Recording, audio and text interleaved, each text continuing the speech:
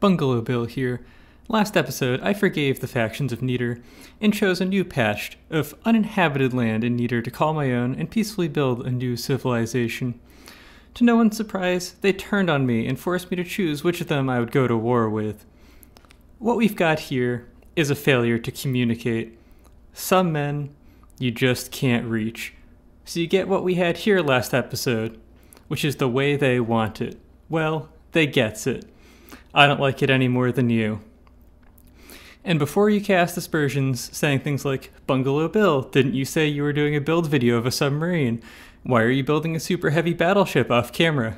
Any such suggestions would be ridiculous. For of course, I have always been building a super heavy battleship off camera.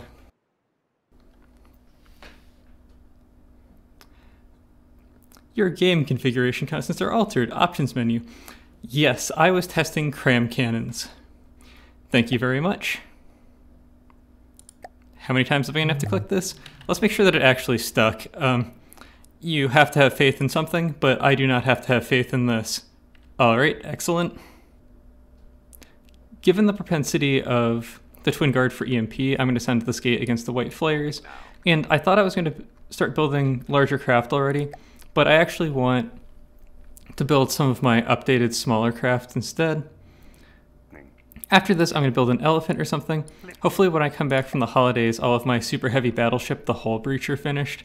I may just save up for it, depending on how many resource patches I have. I also may not.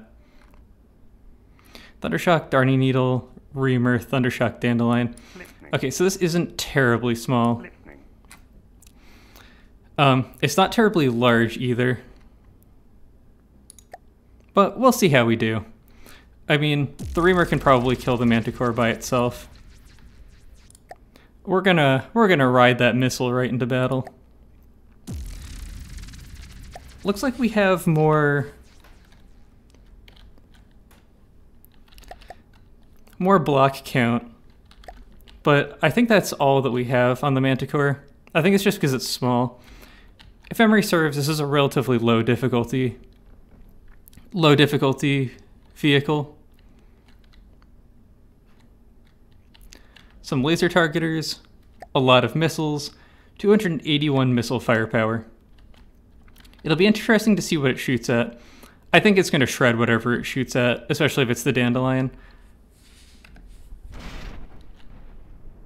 Alright, it's got smoke up. And we died. That's just what happens sometimes. It's the risk of using that vehicle. I lost track of the missiles though. It's so gray.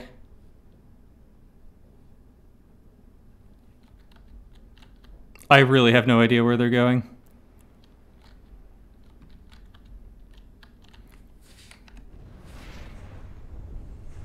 Oh man, we just took a cram cannon shot.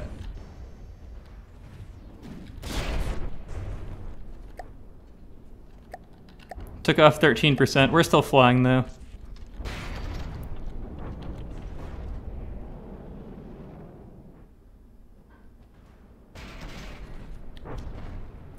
Yeah, good. So the Darning Needle, it's not terribly resilient, but it's okay. It should be able to pick itself out of the water as well, and looks like it can do so even with a wing missing. We've taken a little bit of chip damage otherwise. The enemy still has their missile firepower, although that was a big explosion, 700,000 explosive damage. They must have a chain reactive ammo chamber and we managed to hit it. We should still be able to see them as they go underwater.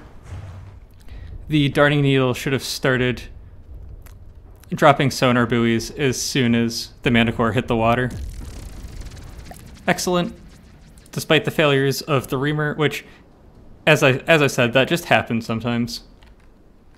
Despite the failures of the Reamer, we did okay. Give it another chance. It's kind of fun to roll the dice. When it works, it just murders everything. When it doesn't work, that happens. It depends on how it impacts and what game tick it impacts on. I could build it with more rubber in the front, but rubber is actually pretty heavy, and it makes it way worse at actually being a weapon. Alright, let's roll them bones again.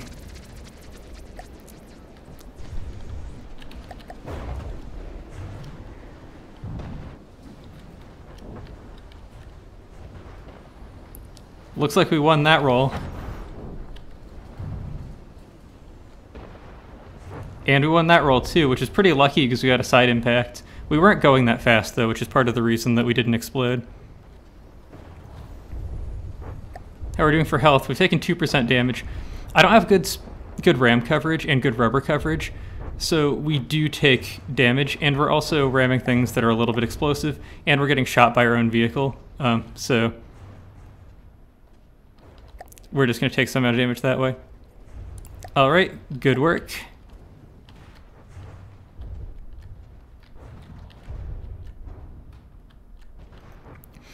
At some point, I may limit the closing speed on the reamer, so that if it's coming in at an enemy craft very quickly, it'll throttle back.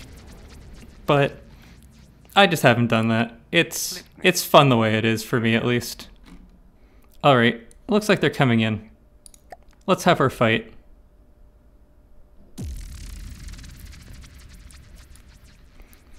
Again, recently I've been building fairly bulky craft as far as the armor department is concerned.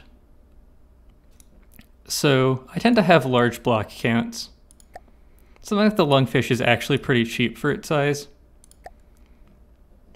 So I mean, if I sum these up, this is about 80,000, about 240,000, about 280,000, which is, you know, at least it's pretty close to the last rate in size.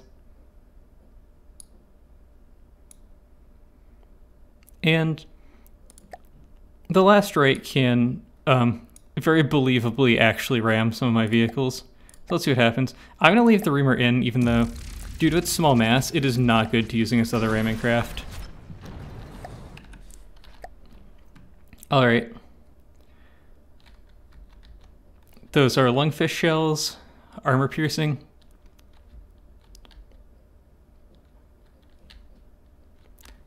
These should be... This is weird. I thought those were going to be lasers... lasers from the Thundershock. This is the laser from the Thundershock. These are balloons. Alright, well, you do you, Dragon's Claw. So let's see.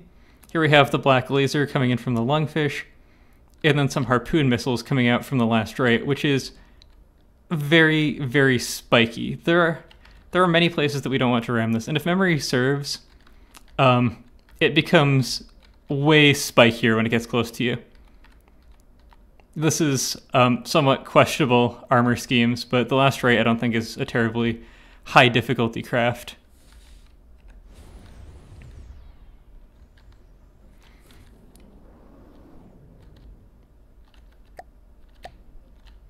Alright, it looks like the Dragon's Claw is down. Oh, it's got shields on it. Oh, man. Yep, well, at least we did some kinetic damage. That was kind of what I thought would happen, though. I was expecting the last right to have exploded already. We might be in for a little bit of a problem, because the Lungfish is not the best craft to have against this if we can't get a critical hit. Which we may have just gotten. That was not healthy looking. It also may have to drag us up, and due to our high mass, that may not be a possibility for it. Oh man, that poor darning needle. I don't think it can handle flight with a harpoon on it. That's asking a little bit much for it. Alright, so the last right is down. I seriously doubt it has the engine power to turn the winches right now. Yeah, it looks like it's not doing very much. It's at 82%. A little bit of a glass cannon. If it had the reamer's ramming AI, I don't think it can get out of the water, so it can't really use that exactly. It really has to drag things up. But if it actually had reasonable ramming, it'd be terrifying. Although, even as it is, the darning needle is definitely still struggling. It's having a lot of trouble turning in. It's managing it a bit.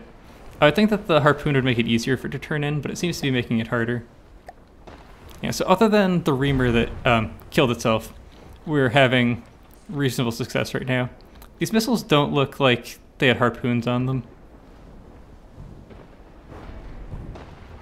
I wonder what's going on with these missiles. I don't know if they're remote guidance and there just simply isn't any guidance left.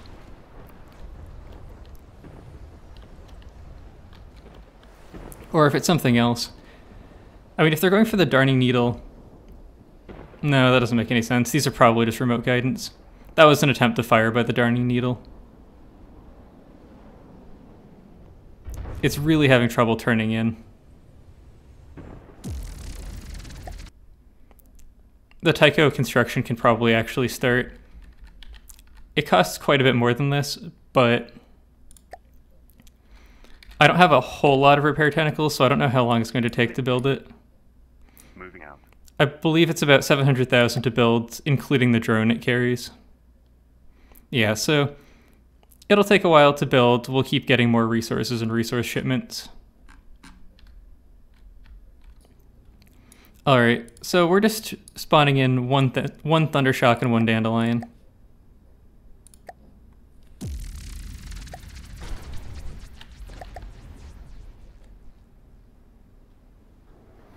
Oh, the enemies actually have more stuff. Let's bring everything in then. And let's check out what they have. They may have just built these as a response to the battle fighting. They have that many repair bots that they can sort of do that. So large, reverse mounted. Looks like 2 high explosive modules. Yeah, so it's just spamming units as soon as it starts. Okay, so I don't really have to worry about it dying with too many materials on board, hopefully. I think it can spit these craft out pretty quickly. I mean, maybe it already had the Valor and I missed it. But we'll see. Okay, I don't think I missed anything else. 1 Alacrity.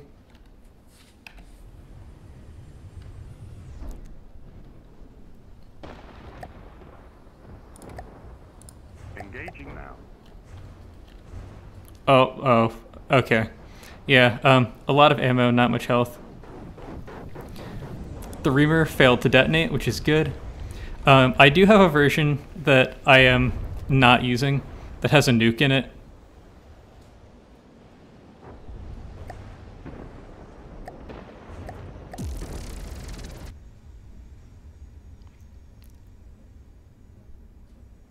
I wish I could, well, actually I could take the breadboard and make it make thopter noises.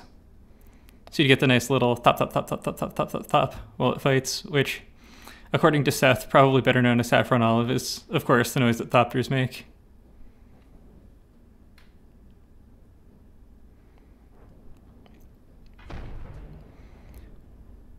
They don't really exist, at least not in this sort of sci-fi capacity, so they can make whatever noise I want them to make, I suppose. It's not like people don't actually build thopters, like remote control thopters and that sort of thing. There may still be a small issue with the AI. It should be turning into fire once every 10 seconds. It's obvious when it does turn into fire. You know, maybe I just have a silly math error in the breadboard or something. Because when it does turn into fire, it certainly does actually turn into fire. But it just doesn't do it as often as you'd think it would.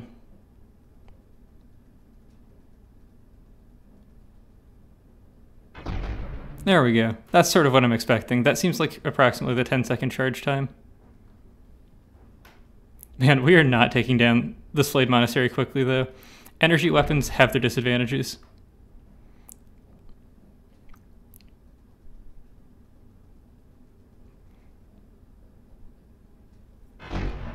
It's hard to follow this. Well, I say it's hard to follow this, I'm not doing anything, but I'm trying to stabilize the camera with the mouse. It's sort of like why a chicken has to keep its head as still as possible. Wanted to build Angry Chicken for Intercept's job, but couldn't afford it.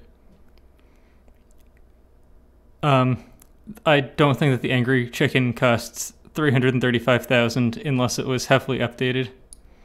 There may be a small issue there somewhere. All right. want to build Bertha for intercept job, but couldn't afford it yet. So if these pulled together, they could build the Manticore, and almost the Bertha. The Bertha is considerably cheaper than this, but I guess they need a full material load for them, and that must be very high for the Bertha. I don't think I want to pull all of these resources all the way back to the Golden Trench. I want to start sort of making a sub-resource zone here, because especially once I start fighting the Onyx Watch, there are a few rich resource zones down here. So as soon as I can, I might make some resource storage here and then start gathering together a little bit.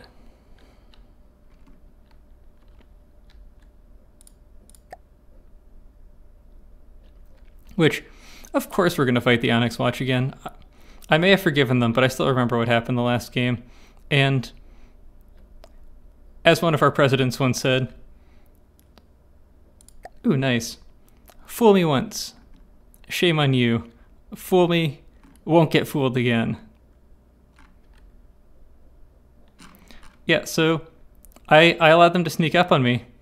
And this is, of course, the result because the Darning Needles are now occupied with the Buccaneer, and the Thundershock is occupied with a vehicle that it can't fight. Which, mildly suboptimal, but we will take our beats.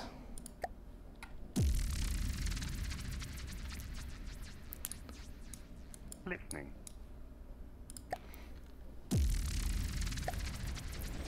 I don't believe I've... Whoops.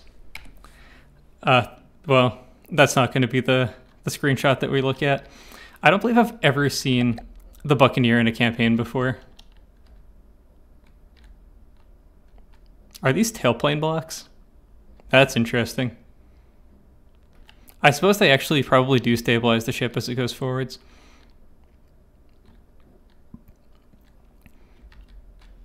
I don't know if it has anything internal to stabilize it or not.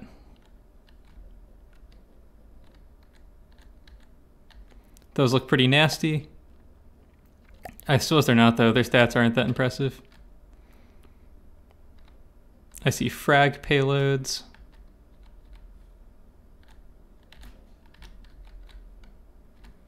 That looks that looks a little hazardous. I suppose that's sort of on theme for the Deepwater Guard.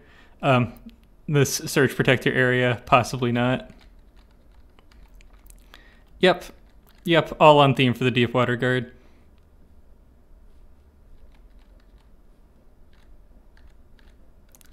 Have to make sure that there's plenty of beer while you're manning the cannons. Looks like there's either wing blocks or... It's hard for me to tell, they all look sort of the same, or control surfaces or that sort of thing. Oh yeah. Oh yeah, this is a safe place to be. Gotta love the workplace safety that they have in here. Well, somebody had a lot of fun building this to the Deepwater Guard theme. I do wish that the Deepwater Guard Godlies... Let's move to the one that's actually being shot at, which is the one we moved to. Excellent. That the Deepwater Guard Godlies were built a little bit better. They're probably still built well enough to win this fight, I would have to imagine. We are currently feeling the force, though. Alright, we got the first strike. We've done 3% damage. Since Deepwater Guard weapons are built more to look damaging than to be damaging, as long as we don't get any clips through our wings, we can probably actually take a reasonable pounding from the Buccaneer. Yep, so far we're weathering the fire pretty well. Taking 1% on one Darning Needle. Oh, that one took some hits to the applique panels, which are fortunately highly resistant against high explosive damage. We've knocked a little bit of firepower off of the Buccaneer. Yeah, it's really struggling with these guys. I mean, as expensive as it still is the Deepwater Guard, and I suppose it's not that expensive. High explosive is also very effective against the deep water guard. Something went up there, I think it was a turret.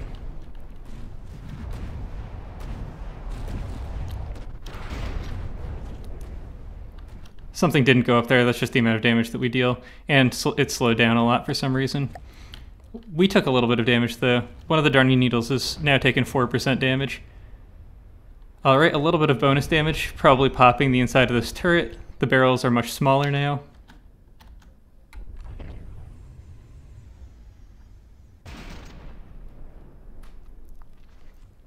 We're really stripping off the wood blocks. I've showed all the critical components that are here, but we lost the block we were connected to. We haven't had enough damage to really punch a big hole into the Buccaneer yet. It's lost a fairly significant amount of cost though, and we've stripped off we've stripped off guns one at a time. Alright. It looked like that cram round may have airburst, but I didn't see the other crams being timed, so maybe it did actually hit us directly. I saw other ones whiff us without exploding. Yeah, so it must have actually hit us. But they're fairly, I believe, loosely packed high explosive crams. That's the Deepwater Guard MO. I do like the fact that some of their... Oh, we were getting way up here. The Darning Needles might start struggling a little bit. Some of their later aircraft, like the Tarpon, actually have really scary weapons. They're still highly volatile, and I'm fine with a little bit of volatility even for Godlies, but I still wish that they were a little bit less volatile. Yeah, you can see how we just sort of damaged the wood components. So there's just this skeleton of metal. I mean, we really are designed against larger craft to mostly just strip off exposed components like detection, which used to be way easier to strip off than it is now. You can see it's fairly tough now. And which will also take wood blocks, but a lot of these sort of interceptors and drones in the game have exposed control surfaces. And in addition to preying on those, we're down to 91, 95%. I'm actually impressed with how well they're flying right now.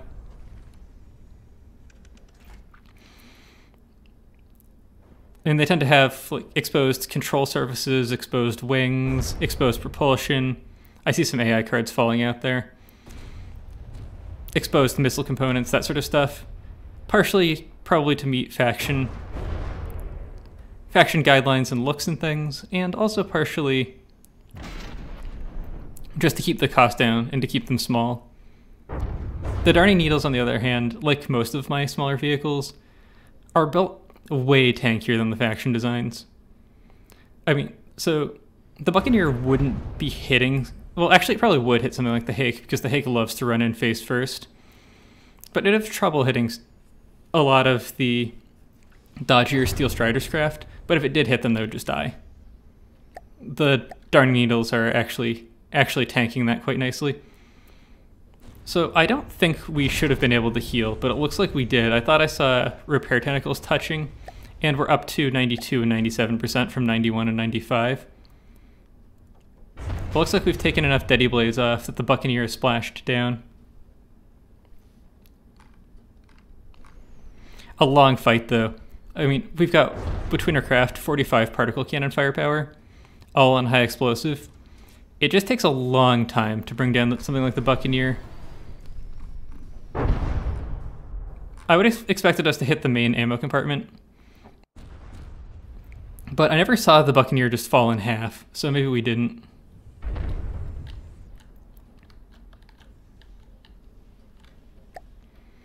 Yeah, we are healing with our one repair bot. The Rambot's probably doing the most healing. I believe we have one repair bot and one repair tentacle.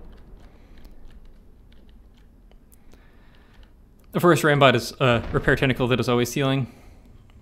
I wasn't really that concerned about it because I don't think we're in a place where we should be able to heal, but oh, we are. We're actually in this tile. Yeah, so they'll heal each other up a bit. Alright, I believe that's enough for this episode. I hope you've all enjoyed watching, and I hope to see you in the future.